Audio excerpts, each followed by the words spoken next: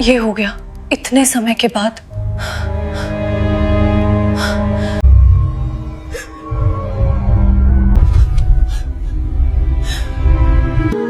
मुझे ऐसी चीजें दिखाई दे रही हैं, ऐसी चीजें जो मुझे नहीं दिखनी चाहिए। उसने देख लिया, उसने मुझे देख लिया।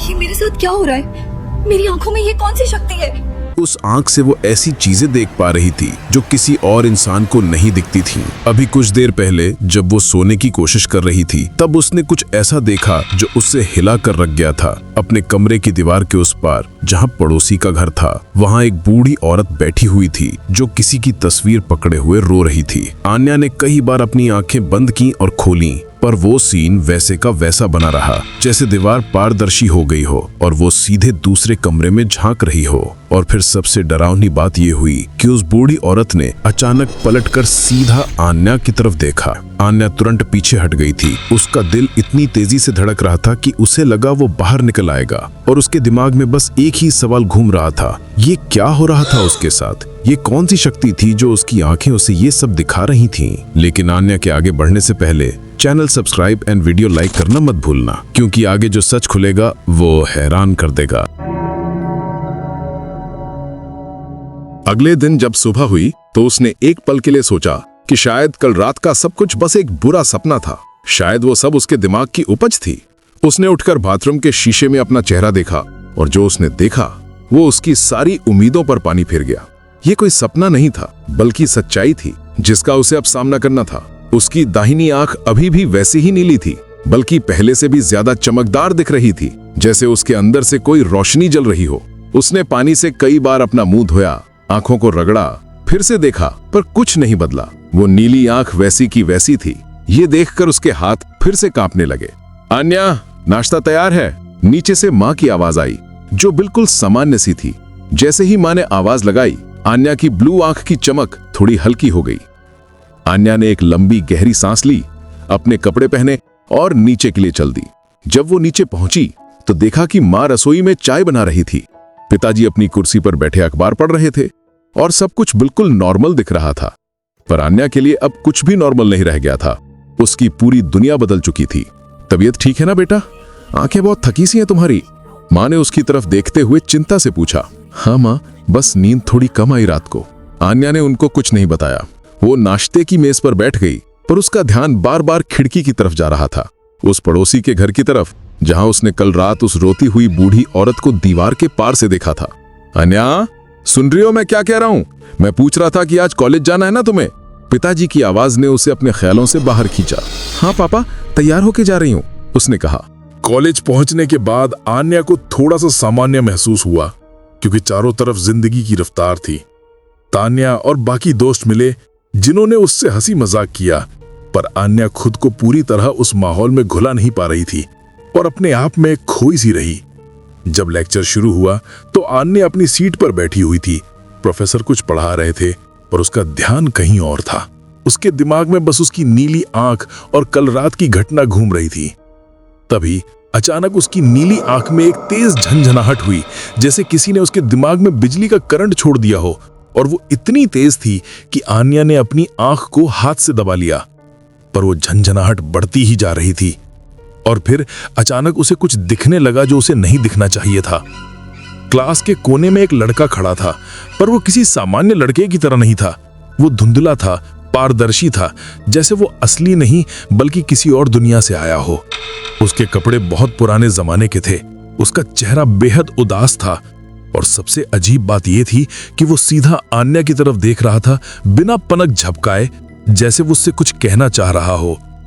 आन्या ने घबराहट में अपने चारों तरफ देखा, पर बाकी सभी स्टूडेंट्स बिल्कुल नॉर्मल थे। किसी को कुछ दिख नहीं रहा था। सब अपनी नोटबुक्स में लिख रहे थे या प्रोफेसर को सुन रहे थे। सिर्फ उसे ही वो लड़का दिख रहा था। आन्या, क्या हुआ? तुम ठीक हो? प्रोफेसर ने अचानक आन्या नाम लेकर पूछा। पूरी क्लास की नजरें उस पर आ गईं और आन्या ने फिर से उस कोने की तरफ देखा। वो लड़का गायब हो चुका था, जैसे वो कभी था ही नहीं। जी सर, मैं बिल्कुल ठीक हूं, सॉरी, आन्या ने कहा, पर उसके हाथ अभी भी कांप रहे थे। जब आन्या की कॉलेज से छुट्टी हुई तो वो मार्केट से होकर घर वापस आ रही थी। आन्या सड़क किनारे से अपने घर लौट रही थी। कानों में हल्का म्यूजिक चेहरे पर थकान, लेकिन आंखों में वही हल्की सी नीली चमक। रास्ते पर पुलिस की मोटरसाइकिल खड़ी थी। एक इंस्पेक्टर जो अपने इलाके में बदतमीज और शातिर कहलाता था, वहीं खड़ा सबको घूर रहा था। जैसे ही आन्या उसके पास से गुजरी, इंस्पेक्टर की नजर सीधे उसकी आंखों पर पड़ी। वो ठिठक गया। एक पल को कुछ समझ नहीं पाया, फिर बोला, ओ लड़की कहाँ जा रही है? तेरी आंखें मुझे अजीब लग रही है, चल इधर आ। आन्या ठिठकी। डर और गुस्से का अजीब सा मेल उसके चेहरे पर था। वो बोली, क्या मतलब है आपका? मुझे घर जाना है। पर इंस्पेक्टर आगे बढ़ा। उसने उसकी राह रोक ली और हाथ पकड़कर बोला, इतनी जल्दी में क्यों हो? दिखाओ जरा ठीक से। आन्या ने झटके से अपना हाथ छुड़ाने की कोशिश की। छोड़िए, क्या कर रहे हैं आप? पर वो आदमी नहीं रुका। उसने जबरदस्ती की और अगले ही पल आन्या जमीन पर गिर चुकी थी। आसपास के लोग ठिठक कर रुक गए। किसी ने कुछ कहा नहीं, पर सब देख रहे थे। इंस्पेक्टर ने जमीन पर झुककर आन्या के दोनों हाथ पकड़ लिए। उसकी आंखें गुस्से से जल रही थीं और तभी आन्या की नीली आंख चमक उठी। एक तेज ठंडी नीली रोशनी जो सीधी उस इंस्पेक्टर की आंखों में जा धसी। दरोगा जोर से चीख पड़ा और पीछे गिर गया। वो अपनी आंखों पर हाथ रख के तड़पने लगा। आन्या ने मौका देखा और बिना एक शब्द कहे वो वहां से उठी और सड़क के उस पार भाग गई। लोग अब भी उसे जाते हुए देख रहे थे। किसी को समझ नहीं आया कि अभी क्या हुआ था। वो दरोगा भी उठ खड़ा हुआ और मनी मन बोला, तुझे तो मैं देख लूंगा। कॉलेज से लौटते ही आन्या बिना किसी से बात किए सीधे अपने कमरे में चली गई, क्योंकि वो कुछ समझ नहीं पा रही थी कि उसके साथ क्या हो रहा है और ये सब क्यों हो रहा है। तभी नीचे से माँ की आवाज आई, आन्या बेटा, रेखा आंटी आई हैं तुमसे मिलने। रेखा आंटी वो वही बूढ़ी महिला थीं जो पिछली बार भी आई थीं और जिन्होंने आन्या की आंखों को देखकर कुछ अजीब बातें कही थी, जो उस वक्त आन्या को समझ नहीं आई थी। आन्या धीरे धीरे नीचे गई और देखा कि रेखा आंटी लिविंग रूम में बैठी थी और उनकी नजर आन्या पर पड़ते ही उनका चेहरा गंभीर हो गया, जैसे उन्होंने कुछ देख लिया हो जो उन्हें पहले से पता था। बेटा, मेरे पास आओ, उन्होंने धीमी पर डीप आवाज में कहा। आन्या उनके पास जाकर बैठ गई और माँ रसोई में चाय बनाने चली गई, जिससे वो दोनों अकेले रह गए। रेखा आंटी ने आगे बढ़कर आन्या का हाथ अपने हाथों में पकड़ लिया और उनका हाथ बर्फ जैसा ठंडा था, जैसे उनके शरीर में खून नहीं बल्कि बर्फ बह रही हो। उन्होंने आन्या की आंखों में गहराई से देखा, इतनी गहराई से कि आन्या को लगा जैसे वो उसकी आत्मा तक देख रही हैं। तुम्हें दिखने लगा है वो सब जो दूसरों को नहीं दिखता, उन्होंने कहा। आन्या कुछ बोल नहीं पाई। उसके गले में शब्द अटक गए और उसने बस चुपचाप हाँ में सिर हिला दिया। रेखा आंटी ने एक लंबी गहरी सांस ली और कहा, मुझे पहले से ही पता था कि एक दिन ये होगा। तुम्हारी दादी के साथ भी बिल्कुल ऐसा ही हुआ था जब वो तुम्हारी उम्र की थी। मेरी दादी के साथ? आप क्या कह रही हैं? तुम्हारी दादी संजय देवी की भी एक आंख नीली हो गई थी जब वो 18 साल की थी, बिल्कुल तुम्हारी तरह। और उस आंख से वो ऐसी चीजें देख पाती थी जो इस दुनिया और उस दुनिया के बीच में कनेक्टेड थी, जो ना यहाँ की थी ना वहाँ की। आन्या के पूरे शरीर में एक सिहरन दौड़ गई और उसने पूछा, पर ये कैसे संभव है? ये क्या है? ये कोई शाप नहीं है बेटा, ये एक शक्ति है। एक ऐसी शक्ति जो सदियों से हमारे खानदान में चली आ रही है। पर हर शक्ति के साथ एक कीमत भी जुड़ी होती है जो चुकानी पड़ती है। कौन सी कीमत? आन्या ने डरते हुए पूछा। रेखा आंटी ने आन्या की आंखों में फिर से गहराई से देखा और कहा, जो कुछ भी तुम उस आंख से देखोगी वो तुम्हें अंदर से बदल देगा। तुम लोगों का दर्द महसूस करोगी, उनकी अधूरी यादें, उनकी आखिरी सांस तक की सच्चाई सब तुम्हारे अंदर उतर जाएगी। पर याद रखना, यह शक्ति तुम्हें वरदान की तरह मिली है, सजा की तरह नहीं। आन्या के होंठ सूख गए और उसकी आवाज कांप गई जब उसने पूछा, तो मैं क्या करूं? मैं इससे कैसे बचूं? तुम्हारे पास दो रास्ते हैं बेटा। या तो तुम इसे अपने डर में गवा सकती हो, या फिर तुम इसे स्वीकार करो, इसे समझो, इसे सीखो और इसे अपनी ताकत बना लो। इसी शक्ति से दूसरों के अंधेरे को रोशनी में बदल सकती हो। बस एक बात याद रखना आन्या, हर बार जब तुम किसी और की सच्चाई देखोगी, तुम्हारी अपनी यादें थोड़ा थोड़ा मिटती जाएंगी, लेकिन इन यादों को तुम बचा सकती हो। इन शक्तियों का इस्तेमाल तुम अपने स्वार्थ के लिए कभी मत करना, क्योंकि जैसे जैसे वक्त गुजरेगा तुम्हारी खोई हुई सभी यादें धीरे धीरे वापस आती जाएंगी और तुम्हारी ये पावर बढ़ती जाएगी। पर इसे बंद कैसे करूं? मुझे बताइए, आन्या ने गिड़गिड़ाते हुए कहा। रेखा आंटी ने कुछ नहीं कहा, बस उसकी तरफ एक गहरी और दुखी नजर से देखती रहीं, जैसे वो जानती हों कि ये फैसला आन्या को खुद लेना होगा। अगले दिन शाम को आन्या अपने घर के बाहर बैठी हुई थी और रेखा आंटी की कही हुई बातों के बारे में सोच रही थी। उसके दिमाग में सवालों का तूफान चल रहा था। तभी उसने सड़क की दूसरी तरफ एक छोटी लड़की को देखा जो अकेली खड़ी थी और रो रही थी। उसके आसपास कोई नहीं था और वो बेहद परेशान दिख रही थी। आन्या अपनी जगह से उठी और सड़क पार करके उस लड़की के पास गई और धीरे से पूछा, क्या हुआ बेटा, तुम रो क्यों रही हो? तुम्हारे माँ बाप कहाँ हैं? लड़की ने अपना रोता हुआ चेहरा ऊपर उठाया। उसकी आंखें लाल थीं और गालों पर आंसू बह रहे थे और उसने कहा, मुझे अपना घर नहीं मिल रहा है, मैं खो गई हूँ। तुम्हारा घर कहाँ है बेटा? मुझे बताओ, मैं तुम्हें छोड़ाऊंगी। आन्या ने उसके आंसू पोंछते हुए कहा, मुझे याद नहीं आ रहा, मैं बहुत देर से घूम रही हूँ पर मुझे कुछ याद नहीं आ रहा। लड़की फिर से रोने लगी। आन्या ने सहज ही उस लड़की का हाथ अपने हाथ में पकड़ लिया और उसी पल आन्या की नीली आंख में फिर से वही झंझनाहट हुई, पर इस बार वो दर्दनाक नहीं थी बल्कि हल्की थी, जैसे कोई उसे धीरे से कुछ बता रहा हो। आन्या ने अपनी आंख बंद कर ली और अचानक उसके दिमाग में तस्वीर बनने लगी। एक घर दिखा जिसका गेट नीले रंग का था। बगीचे में लाल और पीले गुलाब के फूल खिले हुए थे और गेट पर एक नंबर प्लेट लगी थी जिस पर लिखा था B47। आन्या समझ गई कि उसकी शक्ति उसे क्या बताना चाहती है।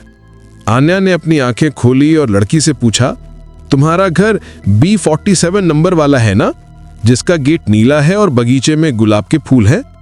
लड़की की आंखें अचानक चौड़ी हो गईं और वो चौंक कर बोली, हाँ बिल्कुल वही। तुम्हें कैसे पता चला? तुमने मेरा घर कैसे देखा?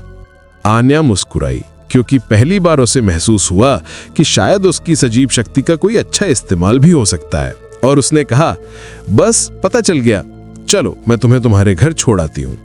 वो उस लड़की का हाथ पकड़ के उसे उसके घर ले गई और जब घर का दरवाजा खुला तो लड़की की माँ ने अपनी बेटी को देखते ही उसे गले से लगा लिया और फूट फूट कर रोने लगी। उस माँ ने आन्या की तरफ देखा और आंखों में आंसू लिए हुए बार बार शुक्रिया अदा किया और आन्या वहां से वापस अपने घर की तरफ चल पड़ी। जब वो घर लौटी तो उसके दिल में एक अजीब सी खुशी थी, एक ऐसी संतुष्टि जो उसने बहुत दिनों से महसूस नहीं की थी, और उसने सोचा कि शायद ये शक्ति उतनी बुरी भी नहीं है जितना वो सोच रही थी। रात हो गई और आन्या उस रात जब अपने बिस्तर पे लेटी और सोने की कोशिश कर रही थी तब उसे एहसास हुआ कि हर चीज की एक कीमत होती है। वो अपने बचपन का एक बहुत खास दिन याद करने की कोशिश कर रही थी। वो दिन जब उसके पिताजी ने उसे पहली बार साइकिल चलाना सिखाया था। वो उसकी सबसे प्यारी और सबसे कीमती याद थी जिसे वो हमेशा संभाल कर रखती थी। पर अब जब वो उस याद को याद करने की कोशिश कर रही थी तो वो बहुत धुंधली लग रही थी, बहुत दूर लग रही थी, जैसे किसी ने उस पर धुएं की एक मोटी परत चढ़ा दी हो। आन्या ने और जोर लगाया, अपनी आंखें बंद करके बहुत कोशिश की उस याद को वापस लाने की, पर कुछ नहीं आया। बस एक खाली जगह थी जहां कभी वो खूबसूरत याद हुआ करती थी। उसकी आंखों में आंसू आ गए क्योंकि उसे समझ आ गया कि रेखा आंटी बिल्कुल सही कह रही थी। हर बार जब वो अपनी शक्ति का इस्तेमाल करती थी, हर बार जब वो किसी और की मदद करती थी, उसकी अपनी यादें मिटती जा रही थीं, एक एक करके गायब हो रही थीं। पर उसे एक उम्मीद थी कि टाइम के साथ उसकी यादें वापस आती जाएंगी। वो तुरंत उठकर बैठ गई और शीशे में अपना चेहरा देखा। उसकी नीली आंख अब पहले से कहीं ज्यादा तेज चमक रही थी, जैसे वो और मजबूत हो गई हो, जैसे उसने उसकी यादों को खाकर अपनी ताकत बढ़ा ली हो। अगले दिन आन्या ने फैसला किया कि अगर उसकी दादी के पास भी यही शक्ति थी तो जरूर घर में कहीं ना कहीं कोई सुराग होगा जो उसे समझने में मदद करेगा। उसने घर की वो पुरानी अलमारी खंगालनी शुरू की जहां सालों पुराने डॉक्यूमेंट्स, फोटोज और किताबें रखी हुई थीं, और तभी उसे एक भूरे रंग की पुरानी डायरी मिली जो धूल से ढकी हुई थी। उसने उसे खोला और पहले पेज पर एक नाम लिखा था, संजय देवी 1985। ये उसकी दादी का नाम था। आन्या का दिल तेजी से धड़कने लगा क्योंकि शायद इस डायरी में वो जवाब थे जो वो ढूंढ रही थी। उसने पन्ने पलटने शुरू किए और हर पन्ने पर लिखी बातें पढ़कर उसे लगा जैसे वो अपनी ही कहानी पढ़ रही हो। आज मैंने फिर से उस सफेद साड़ी वाली औरत को देखा। वो मुझे बुला रही थी पर मुझे डर लग रहा था उसके पास जाने से। मेरी दाहिनी आंख दिन ब दिन और नीली होती जा रही है और लोग अब मुझे देखकर डरने लगे हैं। मैं अपनी शादी की तारीख भूल गई हूं जो मेरी जिंदगी का सबसे खूबसूरत दिन था। कैसे मैं ये भूल सकती हूं? आन्या के हाथ कांपने लगे क्योंकि ये बिल्कुल वही था जो उसके साथ हो रहा था। हर शब्द, हर लाइन उसकी अपनी जिंदगी का आईना बन रही थी। उसने आखिरी पन्ना खोला और वहां लिखा था कुछ जो शायद उसकी दादी ने अपने लिए नहीं बल्कि उसके लिए लिखा था। अगर किसी को ये डायरी मिले तो समझ जाना कि ये शक्ति कोई शाप नहीं है, पर इसे संभालना बहुत मुश्किल है और बहुत दर्दनाक भी। मैंने अपनी बहुत सी यादें खो दी, अपने प्यार को भी लगभग भुला दिया, पर मैंने बहुत से लोगों की जिंदगी भी बचाई और उन्हें राह दिखाई। ये तुम्हारा फैसला है कि तुम इस शक्ति से भागोगी या इसे अपनाओगी, पर याद रखना जो तुम खोगी वो वापस तो आएगा, लेकिन सही टाइम आने पर, और जो तुम बचाओगी वो हमेशा तुम्हारे साथ रहेगा। अगले दिन उस रात आन्या छत पर खड़ी थी। नीचे पूरा मोहल्ला सो रहा था और आसमान में तारे चमक रहे थे। उसने अपनी नीली आंख से चारों तरफ देखा और उसे दिखाई दिया दूर दूर तक अलग अलग घरों के पास कुछ धुंधली परछाइयां घूम रही थीं, जिन्हें कोई और नहीं देख पा रहा था। उसने एक गहरी सांस ली और खुद से कहा कि वो अब इस शक्ति से नहीं भागेगी, वो इसे समझेगी और सीखेगी, चाहे जो भी कीमत चुकानी पड़े। पर तभी उसकी नजर एक खास परछाई पर पड़ी जो बाकियों से अलग थी। वो उसके अपने घर के बिल्कुल बाहर खड़ी थी। ये वही थी सफेद साड़ी वाली औरत, खाली आंखों वाली, जिसे आन्या ने कुछ दिनों पहले देखा था, जो पिछले एपिसोड में आन्या से पहले भी टकराई थी। पर इस बार उसका चेहरा पहले से ज्यादा साफ था और सबसे अजीब बात यह थी कि वो मुस्कुरा रही थी। एक ठंडी रहस्यमय मुस्कान थी। उस औरत ने धीरे धीरे अपना हाथ उठाया और आन्या को अपने पास बुलाने के लिए इशारा किया, जैसे वो कह रही हो कि अब समय आ गया है। आन्या ने एक कदम छत के किनारे की तरफ बढ़ाया और फिर रुक गई। उसके दिमाग में सिर्फ एक ही सवाल घूम रहा था कि क्या उसे उस औरत के पास जाना चाहिए जो इतने समय से उसे बुला रही है, या फिर उससे दूर भागना चाहिए। अगले एपिसोड में आन्या का आमना सामना होगा उस सफेद साड़ी वाली औरत से और खुलेगा एक ऐसा राज जो उसकी पूरी जिंदगी को हिलाकर रख देगा। क्या वो औरत कोई चुड़ैल है या फिर कोई और है जो आन्या को उसकी शक्ति का असली मतलब समझाना चाहती है? और आन्या की दादी संजय देवी ने उसे क्यों देखा था और उनका क्या हुआ था? क्या आन्या की मां इस रहस्य के बारे में जानती है? आगे क्या होगा? अगर आप भी जानना चाहते हैं कि आन्या की इस अनोखी शक्ति के पीछे क्या सच छुपा है, तो अगला एपिसोड बिल्कुल मिस मत करना। इसीलिए channel subscribe and video like अभी कर लो, क्योंकि जो रहस्य खुलने वाला है वो आपको भी सोचने पर मजबूर कर देगा।